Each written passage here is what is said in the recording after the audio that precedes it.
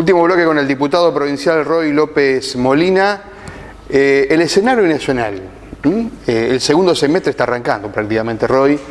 Ahora se habla de una reactivación que podría llegar a los primeras semanas del año próximo. Digamos, ¿cómo lo observas? ¿Un momento duro para el gobierno de Macri?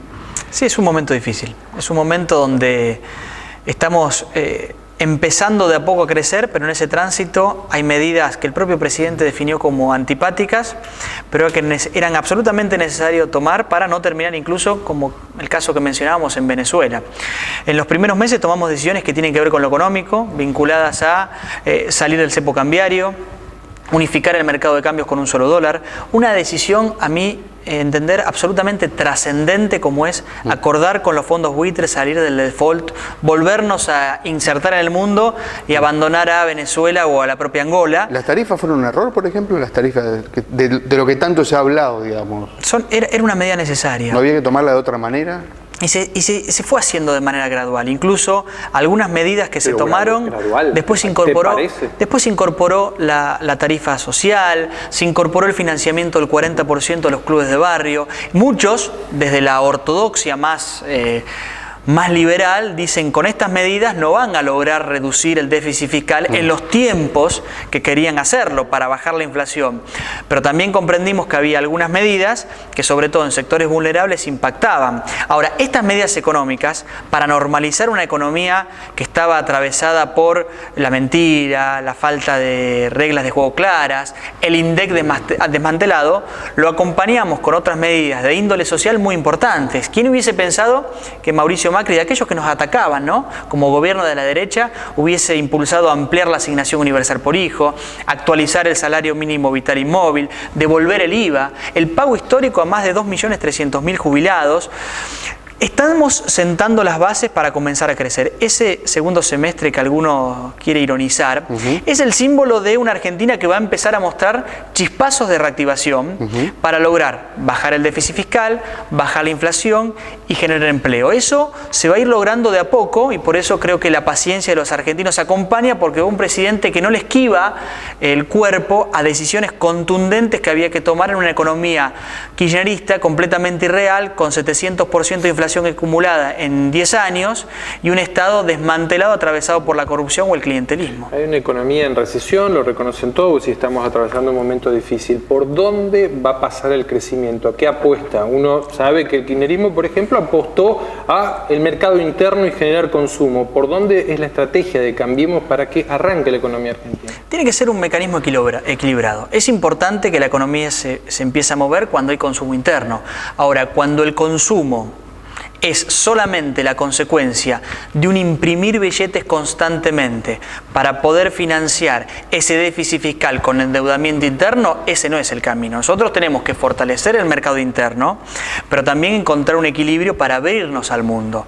Porque si no, alguno piensa, bueno, pasaron 10 años de falso proteccionismo, se vienen 10 años de apertura indiscriminada. Y tampoco sirve eso. Hay que encontrar ese equilibrio que nos permita ganar, por ejemplo, competitividad, no solamente atada al valor del dólar. La competitividad, por ejemplo, incorporando tecnología a nuestros procesos productivos. Vos me preguntás dónde está la clave. Está la clave en un Estado que establezca un reglamento de juego y que no lo modifique, y que sobre todo incentive la inversión privada. Aquel que tiene que invertir en lo productivo, desde el campo, la industria, no sienta que solamente el Estado se acuerda de él cuando le tiene que cobrar impuestos. ¿Por eso decisiones? Llegó todavía esa inversión privada que se anunció en su momento y se decía que el gobierno también iba a generar una confianza, y uno entiende, y por la foto que uno ve de este gobierno, de gente que viene del sector empresarial. ¿Por qué todavía no han confiado? Inclusive la vicepresidenta hizo un llamamiento público a que se esperaba más de ellos. ¿Por qué no?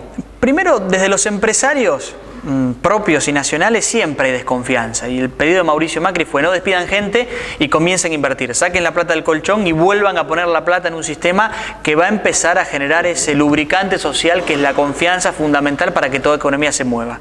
Y después el mundo, que de a poquito vuelve a tomar confianza en un país que durante más de 10 años estuvo vinculado a Irán, Angola, insisto, Venezuela. Ahora, yo el otro día escuchaba a la CEO de General Motors, cuando vino a la propia región del Gran Rosario con el presidente, decir que estamos absolutamente deslumbrados con las medidas que ha tomado el presidente Mauricio Macri para incentivar la inversión. Son procesos que no se dan de un día para otro, pero por ejemplo en estos chispazos, una empresa de Tucumán volvió después de 10 años a exportar limones a Estados Unidos.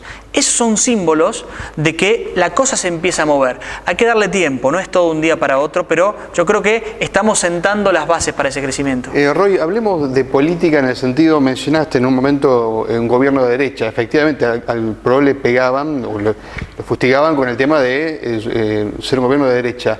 Si no es de derecha, ¿de dónde es, digamos? ¿Cómo lo ubicás ideológicamente al gobierno de Cambiemos?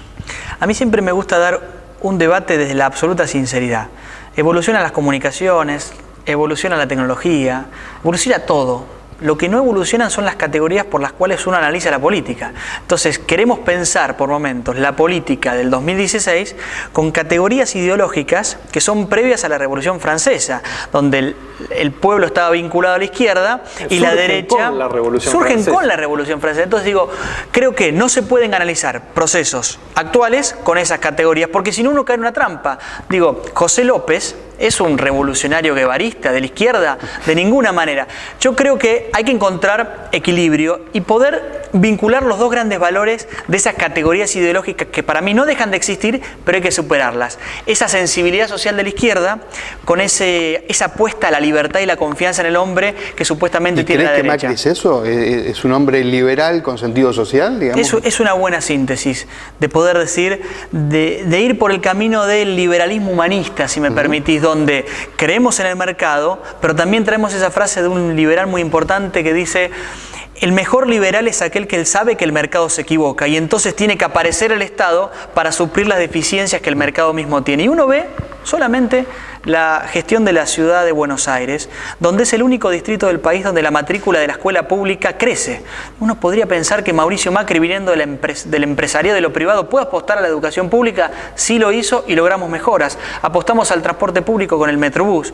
Con lo cual, yo creo que hay que superar esas categorías que por momentos hasta nos simplifican el análisis político, pero no aclaran lo que verdaderamente en la realidad pasa, y pensar que hoy hay un proceso político que convoca a muchos a participar, que vienen de lo privado, pero que creen en la política.